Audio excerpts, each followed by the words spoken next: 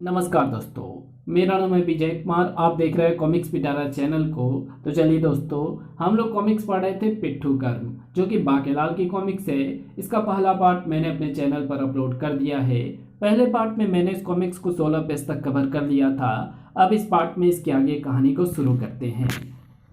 नृत्य करने के लिए संगीत पर है मेरी दाईं ओर तू वाला वादक दैत्य कपटी जी महाराज, और बाईं ओर है मृत्यु वादक दैत्य धुकधुकी जी महाराज।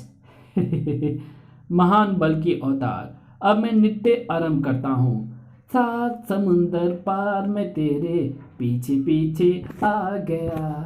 धम आ बल की अवतार और उसकी सेना के पांव की धमक से हमारी सेना घोड़ों सहित गिर पड़ी। धड़ धड़ धड़ाम। भागो, महाराज कबूतर सिंह को सूचित करो, महल गिर गया। महाराज होनत्वाड़ा क्यों हूँ? दैत्य के पांव की धमक से महल ढह गया। बूहू। महाराज अपनी पराजय स्वीकार कर लें, अन्यथा हमारी मृत्यु निश्चित है। बूहू। क्या? और ये लुंगी नृत्य भी तो नहीं है? मैं भी गिर गया। बूहू। ये कुचली पूड़ी नृत्य है। लुंगी नृत्य इसके बाद आरंभ होगा। नृत्य के लिए तुम्हें ऐसी लुंगी और कुर्ता दिए जाएंगे जिनमें मधुमक्खियां घुसी होंगी। इधर उसी समय विशालगढ़ में। कहो गुप्तचर, क्या सूचना लाए हो? सूचना पक्की है महाराज। कई राज्यों में अपने नाम का आतंक और डंका बजाते हुए अपनी 1 लाख नचैया दैत्य की सेना लेकर दैत्य बल की अवतार इसी ओर आ रहा है। वो कई राजाओं को मार चुका है। उसने कई नगर मलबे का ढेर बना दिया है। उसके नृत्य की धमक से हाथी घोड़े गिर जाते हैं। आज तक पिट्ठू गरम में उससे कोई जीत नहीं पाया। लुंगी नृत्य करवाता है तो लुंगी और कुर्ते में मधुमक्खी छोड़ देता है। बड़ा खतरनाक दैत्य है महाराज।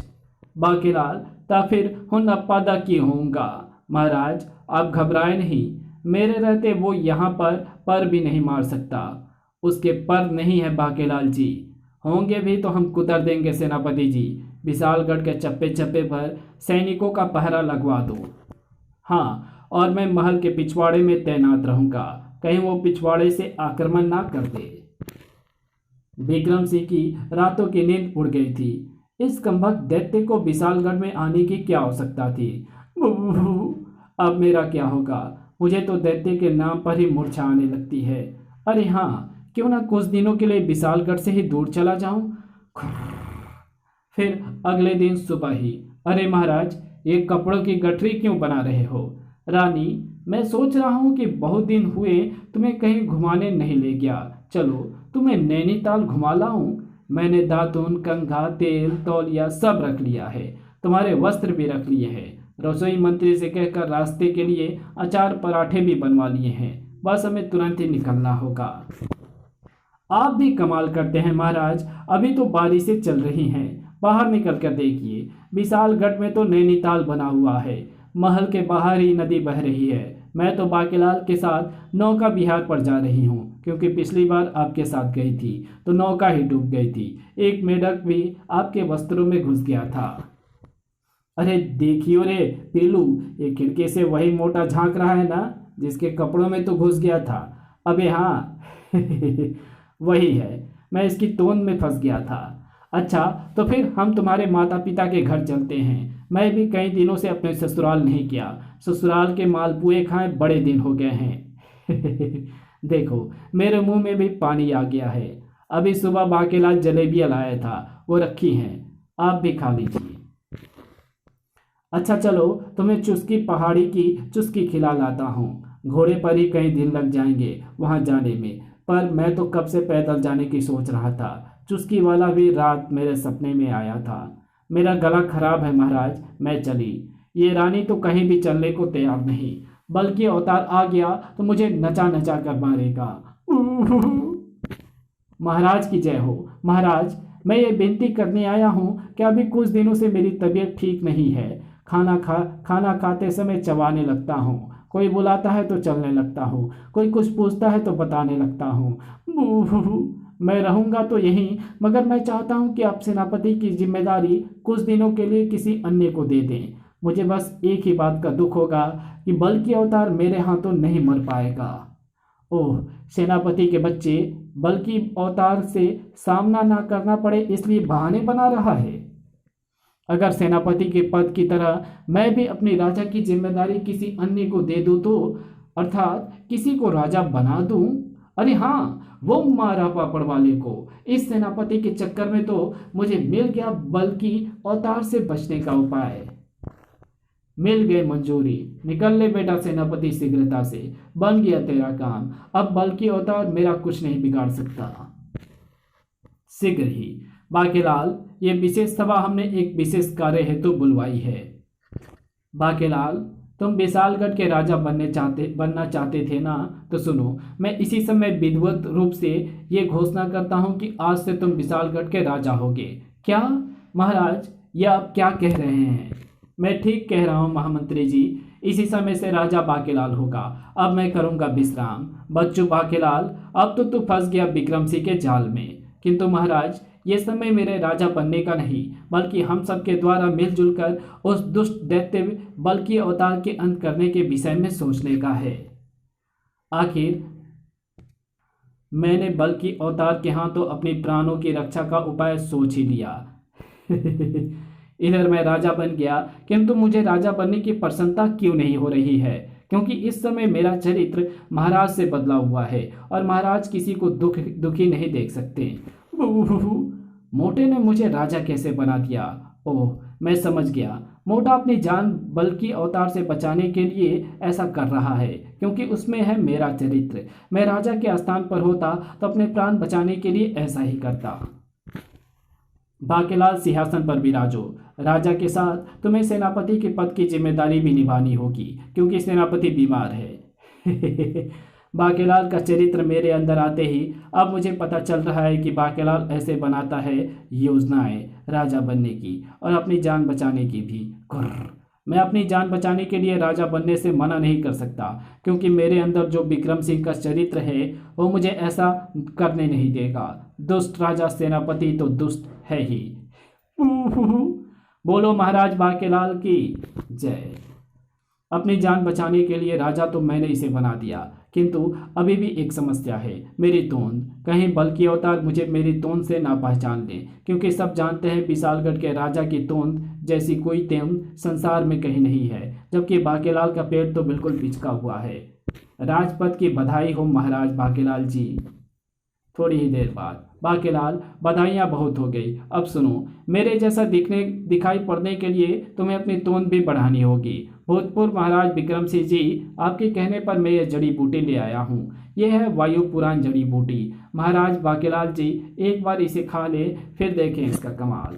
यदि ऐसी बात है तो फिर ठीक है, खाता हूँ। चबड़ चबड़ चबड़। बाकेलाल, मेरा मतलब महाराज, आप तोंद में कैसे दिखेंगे? और जड़ी बूटी की खाते ही, अरे ये क्या, मेरा पेट फूलने लगा। देखा जड़ी बूटी का कमाल महाराज? वाह, इसकी तोंद तो मुझसे भी बड़ी हो गई है। अब मेरे प्राणों का संकट कुछ कम होता जान पड़ रहा है। तभी गुप्तचर ने आकर सूचना दी, महाराज गजब हो गया, बल की अवतार को अपनी सेना सहित विशालगढ़ की सीमा पर देखा गया है। ओह, सही समय पर मैंने बाकेलाल को राजा बना दिया।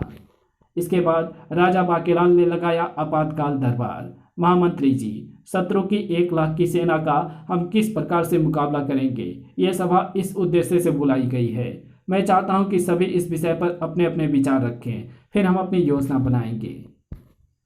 महाराज की जय हो। क्यों ना प्रत्येक सैनिक को एक के स्थान पर 4-4 तलवारें दे दी जाएं, क्योंकि विशालगढ़ के पास हैं 25,000 सैनिक। एक एक तलवार से एक एक शत्रु मारेंगे तो शत्रुओं के कुल 40,000 सैनिक ही मरेंगे। तलवारें 4-4 होंगी तो एक एक तलवार के हिसाब से हो गए पूरे 1 लाख शत्रुओं के सैनिक। किंतु सैनिकों के पास हाथ तो 2 ही होंगे ना नारा मंत्री। अब होगा ये कि बल की अवतार को नहीं पता कि हमारे पास कितना सैनिक बल है। हम 1 लाख तलवारें अवश्य बनाएंगे और उन्हें सैनिकों की वेशभूषा पहने अपनी प्रजा को देंगे, ताकि बल की अवतार हमारी संख्या देखकर घबरा जाए और इधर आने की हिम्मत ही ना कर सके। महाराज, मेरे विचार में बड़ा भारी हवन करवाना चाहिए। हवन के तीखे धुएं से जब शत्रुओं की आंखों से नीर बहने लगेंगे तब उन पर आक्रमण करके उनके सिर धड़ से जुदा कर दिए जाएं। किंतु राजपुरोहित जी, धुआं तो हवा की दिशा में ही बहेगा, और वो बहेगी एक ही दिशा में। यदि शत्रु दूसरी दिशा से आ गए तो अब हम ये करेंगे कि वायु की दिशा में तो धुआं जाएगा, शेष तीनों दिशा में हम अपनी सेना की तैनाती करेंगे, क्योंकि शत्रु धुएं वाली दिशा से नहीं आएगा और चारों ओर खड़ी हमारी विशाल सेना देखकर घबरा जाएगा। ये बाकीलाल तो पूरा चक्रव्यूह ही रचे दे रहा है। ऐसे तो बल की अवतार आकर इसे मार ही नहीं पाएगा, और मेरे राजा बनते ही वापस संकट मुझ पर मंडराने लगेगा। मुझे कुछ करना होगा जिससे कि बल की अवतार सीधे महल में प्रवेश कर राजा बाकीलाल का अंत कर दे। फिर शीघ्र ही शस्त्रागार की पहाड़ी पर शस्त्रागार मंत्री, शीघ्र 1,00,000 तलवारों का निर्माण हो जाना चाहिए। शाबाश, आप चिंतित न हो महाराज, संध्या तक सभी तलवारें बनकर तैयार हो जाएंगी। शीघ्र ही शस्त्रागार मंत्री ने आकर बाकीलाल को सूचित किया, महाराज 1,00,000 तलवारें तैयार हैं, उनके लिए गट्ठर भी बंधवा दिए हैं। सभी कारगिल थक गए हैं, इसलिए खाना खाकर सोने जा रहे हैं। आपको सूचित करने के बाद मैं भी विश्राम हेतु जा रहा हूँ। ओह, अब इन्हें प्रजा में बांटना भी होगा, किंतु पहले तलवारों की सुरक्षा के लिए सैनिकों को भेजना होगा। महाराज, सैनिकों की आवश्यकता नहीं, तलवारों की सुरक्षा हेतु मैं स्वयं शस्त्रागार जाता हूँ। विक्रम सिंह आ पहुंचा शस्त्रागार में। तलवारों की सुरक्षा करे मेरी जूती, मैं तो इन सभी तलवारों को घाटी में फेंकने आया हूँ। एक एक करके इन सभी गट्ठरों को नीचे का रास्ता दिखाता हूँ।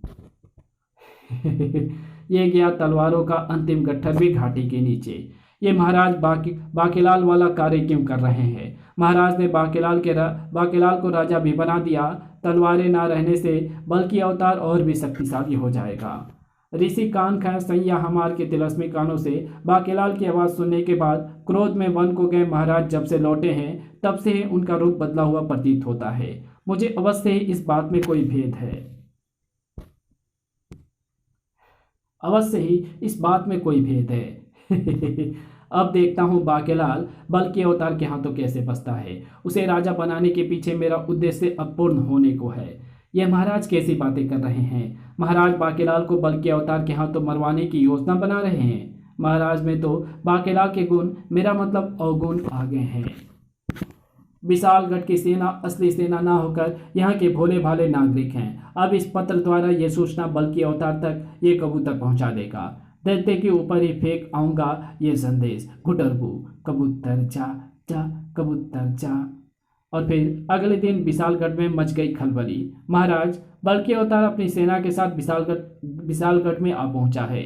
ओ महामंत्री जी, तीनों दिशाओं में तैनात हमारी सेना को सावधान करो और अतिशीघ्र तीसरी दिशा में बनाए गए हवन कोण की अग्नि से धुआं उड़ाओ। बाकीलाल, हम विजयी तो होंगे ना? अवश्य होंगे महाराज। महाराज, तुम तो हो बाकीलाल, मैं नहीं। तभी द्वारपाल ने आकर सूचना दी, महाराज, किसी दुष्ट ने सभी तलवारें घाटी में फेंक दी है और बल की अवतार हमारी निहत्ती सेना को देखकर भयभीत नहीं हुआ, और जब वो सेना के रूप में खड़े हमारे भोले भाले नागरिकों की तरफ बढ़ा तो वो घबराकर भाग खड़े हुए। ये तो होना ही था। लगता है कबूतर सही समय पर बल की अवतार तक जा पहुंचा है और बल की अवतार सैनिकों का सच जान गया है। महाराज, शीघ्र जाइए, ये काम अवश्य ही मोटे मुच्छल का है। उसी समय महल के बाहर, बेटे द्वारपाल, ये तिलस्मी घुंघरू है। मैं इन्हें पहनने वाला तब तक नाचता रहता है जब तक किसी ऊंची पहाड़ी से जाकर छलांग नहीं लगा देता।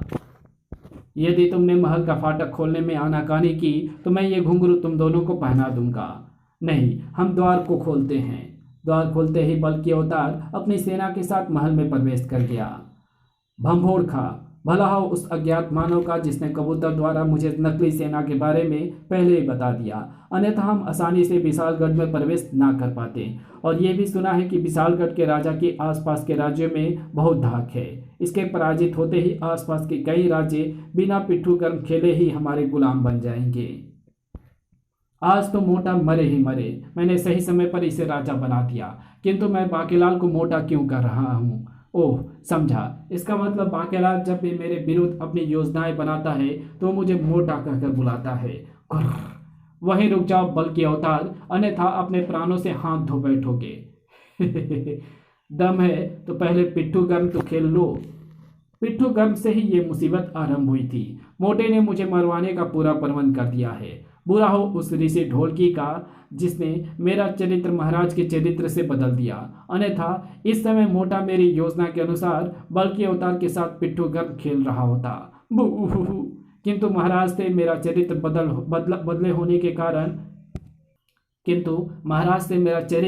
होने के कारण मैं बल के अवतार से युद्ध में पीछे नहीं हट सकता। चल राजा, पहल तेरी। कम्बक, गेंद भी कैसे लाया है, कांटे उगे हैं, एक भी चुभ गई तो। बाकी शीघ्रता से पिट्ठू के सभी पत्थर लगाने के बाद अंतिम बचे पत्थर को उठाने के लिए भंभोर खां के पास पहुंचा। तुम्हारे पांव के नीचे पिट्ठू का पत्थर है, अपना पांव हटाओ। अभी हटाता हूं, ये ले पत्थर और ये आई गेंद, धार। तू हार गया राजा। अब तुझे अपनी सेना के साथ मेरी सेना के साथ करना होगा। पहले कुचिपुड़ी, फिर उसके बाद लुंगी नृत्य, भंभोर खां। चल शुरू हो जा, दे ताल। ये रोमची है, तुम्हारे दैत्य ने मेरा पिट्ठू पत्थर दबा दिया था।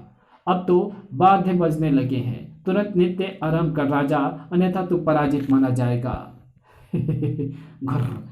जब तक है जाने जहां मैं नाचूंगी, नाच मेरी बुलबुल के स्वर्ण मुद्रा मिलेगी, नहीं नाचेगी तो गर्दन धड़ से कटेगी। महाराज, हम इस दुष्ट के कहने में आकर नृत्य क्यों कर रहे हैं? सीधे सीधे इस पर आक्रमण क्यों नहीं करते? नहीं सैनिक, यदि नृत्य में इन्हें पराजित कर सकें तो शस्त्रों के युद्ध से बच जाएंगे, अन्यथा इनके 1 लाख हैं और हम 25,000। अपना और विशालगढ़ का अंजाम सोच लो। इनके कदमों के तीव्र धमक से हम नीचे गिर रहे हैं। इनके वाद्य यंत्रों की धमक भी राक्षसी है। काश हमारे पास भी तीव्र ध्वनि वाले वाद्य यंत्र होते। तभी वहां आ पहुंचे ऋषि ढोलकी को। धा तिरकिट धा दुम दुम तथई तथई था। ऋषि ढोलकी के इनकी ढोलक की थाप तो बल्कि के वाद्य यंत्रों की आवाजों से भी बहुत तीव्र है। मेरी ढोलक ऐसे राक्षसों के लिए प्रलयकारी ध्वनि भी निकाल सकती है।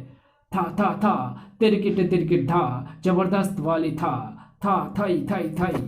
ओह, ये क्या! हमारे सभी सैनिक ऋषि की ढोलक की थाप पर गिर गए। मेरे पांव की भी पुंगी बच गई। इसकी ढोलकी की थाप ने तो हमें सुर भुलवा दिए। ऋषि को यहाँ बुलवा कर तूने अपनी मृत्यु बुला ली राजा। अब एक ही मुक्के में तेरा पेट फाड़ता हूँ। धार। जोश में मैं ये भी भूल गया कि मेरी और मेरी पूरी सेना की मृत्यु पेट की वायु से ही होनी थी। उनकी होगा। अब आएगा भयंकर बवंडर जिसमें हम सब उड़ जाएंगे। बम, हम विजय हो गए। मैं हूँ बवंडर, उड़ जा काले कावा, तेरे मुँह बिच खंड पावा। फिर शीघ्र ही। महाराज विक्रम सिंह, आशा है कि आपकी समस्या का निदान हो गया होगा। हाँ बाबा, इस दुष्ट बागे का चरित्र मुझे मिल गया तो उसके प्रभाव से मैंने ना जाने क्या क्या योजनाएं बनाई। ओह, तो ये बात थी महाराज, तभी आपने सभी तलवारें घाटी में फेंक दी थी। देखा महाराज, मैं तो पहले ही कहता था कि बाकेलाल भरोसे के लायक नहीं। विक्रम सिंह तलवारें घाटी में फेंकने के बाद अपनी जान बचाने के लिए बांके को राजा बनाने की बात, रानी के साथ नैनीताल जाने की बात, सब कुछ बताता चला गया। सबसे पहले तो तुम दोनों फिर से गले मिलो ताकि तुम्हारे चरित्र तुम्हें वापस मिल जाएं। फिर कमबख्त मोटे मुच्छर ने मुझे मरवा कर अपना पिट्ठू गर्म कर ही लिया था, किंतु अब मुझे कुछ ऐसा करना होगा जिससे मोटे को मुझ पर संदेह न होने पाए। महाराज, किंतु अंततः तो शत्रु पर हमारी विजय ही हुई ना। यही तो मैं करता हूँ। मैं जो भी योजनाएं बनाता हूँ उसमें आपकी एवं राज्य की भलाई ही होती है, किंतु सेनापति जैसे कुछ दुष्टों के बहकावों में आकर आपको मेरी योजना विशालगढ़ के विरुद्ध लगती है, किंतु मैं ही जानता हूँ कि उससे आपका भला ही होना है। इसमें सेनापति का कोई दोष नहीं है बाकेलाल। हमने तिलस्मी कानों से स्वयं सुना था कि तुम कह रहे थे कि राजा को मारकर स्वयं विशालगढ़ का राजा बनोगे। हाँ, ये सच है। मैं राजा को मारकर स्वयं राजा बनने की बात कर रहा था, क्योंकि बल की अवतार सीधे राजा को ही ललकारता है। मैं आपके प्राणों की रक्षा हेतु स्वयं अपनी कुर्बानी देने हेतु राजा बनना चाहता था। मुझे भगवान शंकर की भविष्यवाणी भी हो चुकी थी कि बल्कि अवतार की मृत्यु मेरे पेट की वायु से होगी। मैं तो यह सोचकर परेशान हो रहा था कि मेरे पेट में इतनी वायु कहाँ से आएगी, किंतु आपने तो समस्या ही आसान कर दी।